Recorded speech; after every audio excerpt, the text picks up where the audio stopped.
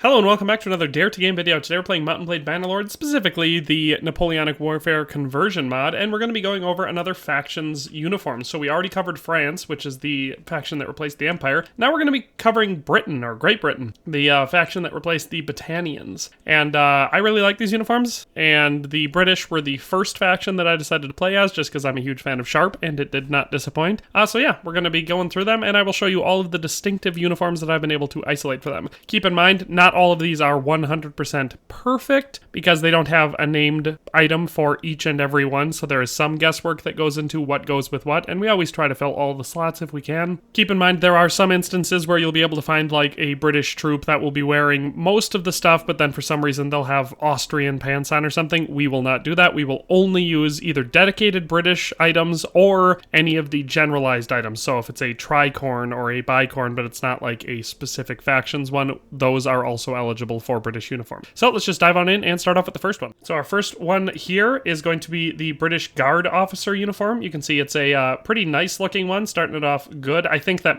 for the most part, the British uniforms all look pretty good, so that's another reason why I like this faction. But this uniform is made up of the British Guard Officer Shako, the British Officer Band, the British Guard Officer uniform, the Officer Gloves White, and the British Guard Gaiters. So pretty good. A lot of, well done accents, I should say. The red and the blue contrast against each other well, and everything's gold outlined. So it is an officer uniform, so it's a little bit more fancy, but I think it looks really nice. So that's our first one. Our second one is just the standard British Guard uniform. So it's kind of similar, but this is the enlisted version, so there's some slight differences. You can see that this one is made up of the British Guard Shako, the British Equipment Guard, the British Guard uniform, once again, officers' white gloves, and the British Guard Gaiters. So again, shares two of the same pieces, but then the top three are all different, and they're just the non-officer variant. So instead of wearing that officer sash, we have the full equipment. And I at first put that on the officer too, but then I was like, yeah, it looks weird on an officer. So yeah, I like this one. Again, I think like most of the British uniforms, it looks really good. No problems with the textures. Everything fits well, nothing's clipping. So yeah, it's an excellent uniform. Next, we have the British Heavy Dragoon. So this is obviously a Dragoon type troop, which is a melee cavalry unit. And this one is made up of the British Horse Guard helmet, the Cavalry Bandolier, the British Heavy Dragoon uniform, the Officer's Gloves White, and the British Cavalry pants. So I like this one. I think it looks good. I think for some reason because there's two variants of like a Dragoon type uniform for the British faction, I'm not crazy about either of them, and it's mostly just the uniform part. I don't know. Maybe it's something about the texture for me, but it doesn't seem to match all of the rest of them, and like the colors are a little bit duller. They don't have the sheen that all the rest of the British uniforms have, so they're kind of a letdown by the side. But that being said, it still looks quite good. The Horse Guard helmet is one of the better looking helmets added in the mod, and everything color-wise matches, and it all looks quite good. And I even like that they're red legs. So it's a good looking uniform. I got nothing seriously against it. Like I said, I think the color on the jacket is just a little bit off. But yeah, that is the Heavy Dragoon. Next, we're doing the British Highlander Light Officer uniform. So a lot of words all going into that there. But this one is obviously inspired by the Highlands, so it's got a lot more of a Scottish vibe to it. Again, I really like this one. I think it looks great. All the colors and everything mesh really well. Nothing's clipping, so it looks good as a whole, and it's just very unique feeling wise. So this one is made up of the British Highland bonnet, and it's the hair variant, so it has the tuft of black hair off the top. Then we have the British Highlander belt, the British Highland Light Officer uniform, the Officer's Gloves black, and the British Highlander pants. So no kilt on this one, but it looks really good, and you can even pair it with a Scottish basket hilt sword in this game, so you can really go for that Highland Officer vibe. But yes, this is the Highland Light Officer uniform. Then we move to just the Highland Light uniform. So this is the infantry unit for the British Highlander Light units, and this one's made up of the British Highland bonnet, this time just the plain one, the British Highlander band, the British Highland Light uniform, the Officer's Gloves black, and then the British Highlander kilt, and we're using the black variant of that. So all of that goes together to make a pretty cool looking uniform. I think out of all the Highland uniforms, and I believe there's 4, this one might be my least favorite. I still like it for how unique it is, and the kilts are awesome and everything like that, but there's something about the color combinations that just don't do it as much for me. But that is the standard Highland Light uniform. Our third Highland uniform is the standard Highland Officer uniform, so this one's not the Light Brigade anymore, it's the regular one, I guess. And so we just have different colors. Instead of those yellow accents, we've got the blue ones, but other than that, the jacket and everything looks the same, and the uniform is pretty dang similar. So this one's made up of, once again, the British Highland bonnet, this time the hair variant again, because it's an officer. Then we have the British Highland band, the British Highlander Highlander Officer uniform, the officer's gloves white, and the British Highlander pants. So, officers get pants. That's the lesson that we've learned today. Honestly, I like this one a lot. I go back and forth on whether or not I like the light officer or the standard Highland officer better, but I definitely like both of them a lot. So yes, that is the British Highlander officer uniform. Then we have the last Highlander uniform. This is just the British Highlander uniform. So it's the standard enlisted for the regular British or the regular Highlander infantry. And so this one is made up of the British Highland bonnet, once again the non-hair version, the British Highlander band, the British Highlander uniform, the officer gloves white, and the British Highlander kilt, this time the white variant. And so I like this one better than the enlisted light one. I just think the colors mesh together a little bit better. But other than that, they're both very, very similar uniforms, obviously. Like I said, again, instead of the yellow accent, we have the blue accents on there. And I think that just goes better with the color scheme. It's possible that it just matches the bonnet better, and that's why I like it better. Hard to say. But overall, all four of the Highlander uniforms are some of my favorite ones that the British have. So they all look very, very good, and that was the last of them. Next up, we have our British Hussar. So it's a light cavalry troop, the Hussar, obviously. Most of the factions in the game have one. This one is made up of the British Hussar Kolpak, the British Hussar equipment, the British Hussar uniform, the officer's gloves white, and the British Hussar pants. So this is an easy uniform, one where pretty much all of the items are actually named and go together. And obviously, since it was very specifically designed, I think it looks great. All of the colors on this one look fantastic. Again, we don't have any mesh problems with anything clipping. Nothing looks like the textures are out of place. I really like this one. And I think it's either my favorite or my second favorite Hussar uniform from the entire game. So it looks great. I absolutely love this one. I think that the British Hussar Kolpak is one of the best looking hats in the entire game. So love it overall. Excellent uniform. Then we have another variant of the Hussar uniform. This one is for the British Light Dragoon troop type. So it's a unique uniform. And I normally don't do these because they don't seem to go together and we're reusing a lot of parts. But I really like the way this uniform looks for this unit type in the game, and so I decided to include it. So this one is similar to the Hussar, but obviously we're switching out two key items that change the look of it quite a bit. So instead of that Kolpak, we're going to be using the British Infantry stovepipe for the hat. Then we have the British Hussar equipment, the British Hussar uniform, the officer's gloves white, and the British cavalry pants. So we swap out the pants and the hat, and it gives it an entirely different look. And again, this is the British Light Dragoon. So we already went through the heavy Dragoon look earlier on. This one is the Light Dragoon, and so it's kind of like a halfway between the regular cavalry unit and the Hussar. So I like this one. That's why I included it. Like I said,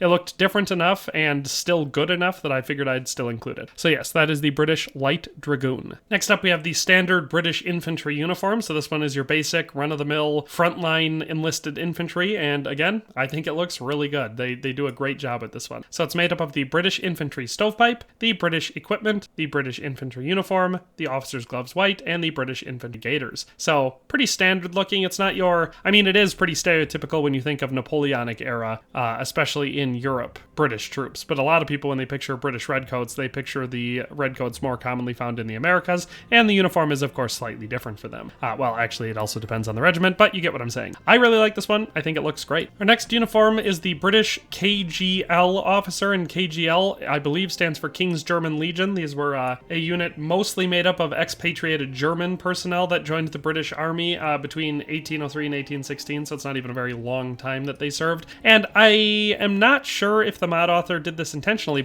or if I'm just wrong, but I thought the KGL uniforms were green. I thought they were, it was one of the distinctive British units that actually wore green. But whatever the case is, I really like this one in the game. I think it looks good. It's probably my favorite of the British coats, at least as far as these more standardized looking ones. We'll get to my true favorite later. But, it looks good. It's all red with these big gold accents for the buttons, and then the blue accents for the collar and cuffs, and then the gold insignia on those. It looks great. But this uniform is made up of the British KGL officer's shako, the British officer band, the British KGL officer uniform, the officer's gloves white, and the British infantry gaiters. And so I think it looks good. It obviously just looks like a much fancier version of a lot of the other redcoat British troops that we're used to seeing, but I like this one. I think that it's very, very sharp. So that is the British KGL officer uniform. Next up, we have the British Light Infantry, and this one's fun. I like that it has green accents. Interestingly, doesn't have a dedicated hat for it. Instead, they just use the rifle stovepipe, which is, an anachronism because nobody except for Rifleman would have been allowed to wear the Rifleman stovepipe, and that was something that they would take very seriously. But it works for me in this game because unless you're looking really close, you're probably not going to notice anyway, and it still matches with that green accent. So this one is made up of the British Rifle Stovepipe, the British Equipment, the British Light Uniform, the Officer's Gloves White, and the British Infantry Gaiters. So I like this one. Like I said, I'm a big fan of the color green and working that into military uniforms, and oddly enough, I wouldn't think in my head that it would go with red, but it looks pretty good, so I like this one. So the British Light Infantry uniform is that one. Next up, we have the British Officer's uniform, and this one is your generic officer, I assume for an infantry unit, but it doesn't indicate. This one is made up of the Officer's Bicorn, the British Officer Band, the British Officer Uniform, the Officer's Gloves White, and the British Guard Gaiters. So I like this one. It's very classy looking, a lot of white and red going on. The jacket itself doesn't have any special color accents. It's all red with silver buttons and silver insignia, and I think that looks really, really good. I'm not nuts about the bicorn for a couple reasons, one of which being putting it on removes your hair, so it makes anybody wearing it look bald.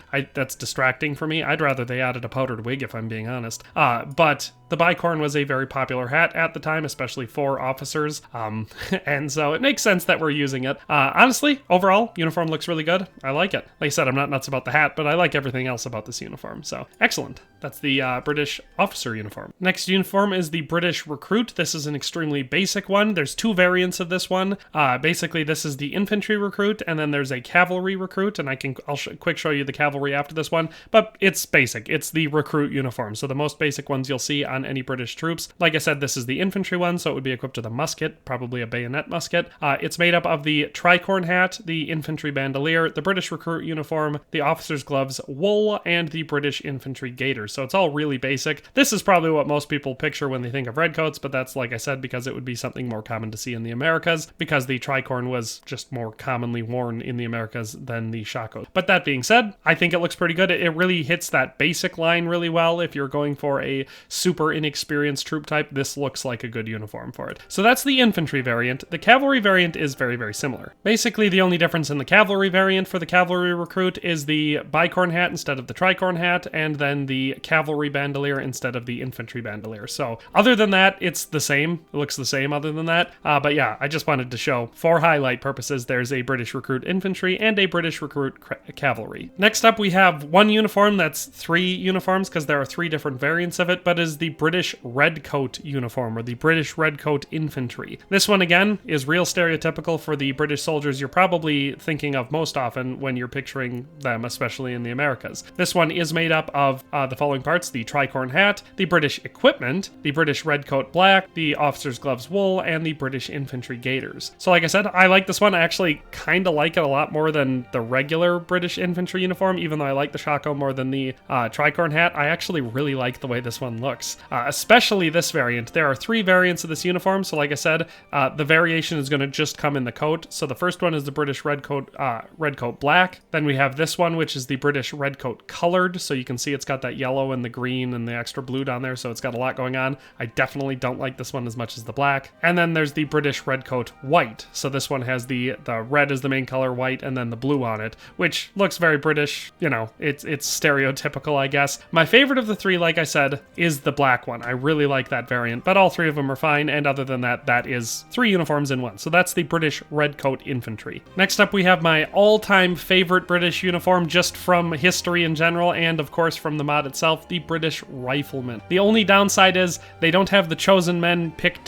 caps that I really like from Sharp, you know, the little beret things that they wear, and they don't have an officer's variant. They just have the one variant of the Rifleman. But it looks really good. There's something that you gotta love about the intelligence for someone early on to realize we should have expert marksmen, and they can be a skirmisher unit that could be used very flexibly, and we should give them a uniform that doesn't stand out like a sore thumb. Well, this one doesn't, and it looks great. So it's made up of the British rifle stovepipe, the British equipment black, the British rifleman uniform, the officer's gloves black, and the British rifleman gaiters. Like I said, I absolutely love this one. I oftentimes will just kind of modify a variant of this uniform to wear for myself in the game, and I'll just pretend I'm a rifleman officer because it looks so much better than all of the other uniforms. It's so good. Oh man, I love it. But yes, that is the British Rifleman uniform. Like I said, it is my absolute favorite out of all of the ones in the game. I like a lot of the other pieces, but this one just looks so good. And of course, you get to roleplay as Sharp, so what's not fun about that? So that is our second to last uniform, and it is my absolute favorite. And our last uniform is the British Royal Horse Guard uniform. This is the one that is worn by the best melee cavalry unit, or one of the best ones in the game, but definitely the best one for the British faction. And you can see that it is a adaptation, or I guess upgrade, over the British Heavy Dragoon uniform. So that one looked very similar to this, except it had the red coat. This one has the blue one. These are supposed to be a very elite unit, and they're iconic from being, related to Horse Guards, which was the cavalry regiment of the British Army. It was very important, very closely associated with the king, and so therefore being some sort of a higher ranking officer in here was a big deal and gave you a lot of influence.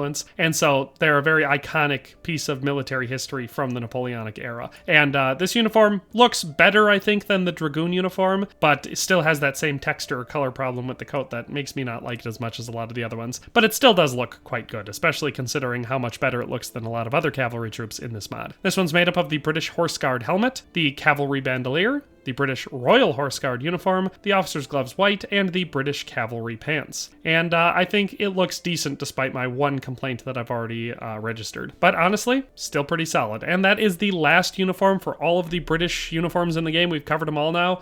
Hope you enjoyed this video. Hope you found it useful. But that's all for today, and we'll see you next time. Thanks for watching another Dare to Game video. If you liked this video, please leave a like and a comment. If you haven't already, be sure to subscribe to the channel. If you like my content and would like to support this channel, consider becoming a member today for as little as $1.99 a month. It makes a huge difference. But in any case, thanks for watching and have a nice day. I'll see you next time.